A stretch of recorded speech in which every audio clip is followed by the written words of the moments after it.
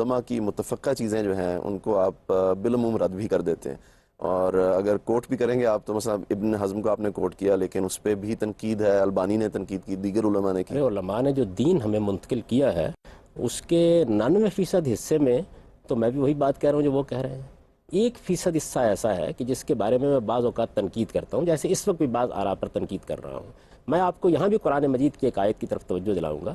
قرآن مجید نے یہود کے جرائم بیان کرتے ہوئے یہ کہا ہے کہ اتخذوا احبارہم ورہبانہم اربابا من دون اللہ، کہ ان لوگوں نے اپنے صوفیوں کو اور اپنے علماء کو اللہ کو چھوڑ کر رب بنا لیا تھا۔ رسالت میں آپ صلی اللہ علیہ وسلم کے سامنے یہ آیت پڑھی گئی اور یہ سوال کیا گیا کہ یہود نے کوئی رب تو نہیں بنا لیا تھا ان کو؟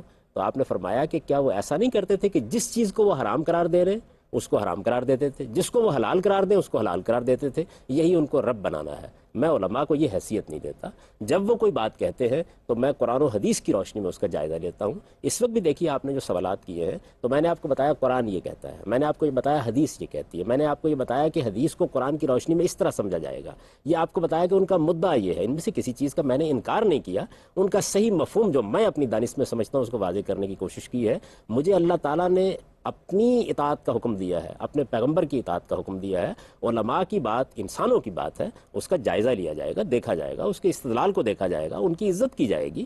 ظاہر ہے کہ علماء دین کی خدمت انجام دیتے ہیں، اس لیے بڑی عزت اور احترام کے ساتھ ان کی آراء کو دیکھا جائے گا، لیکن اگر کوئی رائے قرآن و سنت کے معیار پر پوری نہیں اترتی تو ادب کے ساتھ اس کو رد کر دیا جائے گا۔ لیکن کیا ہر آدمی اس طرح، اگر علماء جو بہت بہتر ہم سے دین سمجھتے ہیں، ہر آدمی اپنی رائے پیش کرنا شروع کر دے تو پھر تو بہت نادر تعویلات اور بہت نادر آراء سامنے آنا شروع معلوم نہیں ہر آدمی، آپ نے کیسے کہا، ظاہر ہے کہ کوئی آدمی اگر اپنے اندر یہ کمپیٹنس پیدا کر لیتا ہے، ان علوم پر اس کی نظر ہوتی ہے، وہ اس کے لیے استدلال کرتا ہے، تبھی اس کو رائے دینے کا حق حاصل ہوتا ہے۔ لیکن تھوڑی دیر کے لیے میں مان لیتا ہوں کہ ہر آدمی یہ کام کرنا شروع کر دے گا تو دوسرے لوگ اس کی غلطی واضح کر دیں گے۔ یعنی اگر کسی چیز کے معاملے میں کوئی غلط رائے قائم کر لی جائے گی تو اس میں گھبرانے کی کیا بات ہے؟ کیا اس وقت علماء موجود نہیں ہیں؟ بہت بڑی تعداد میں موجود ہے۔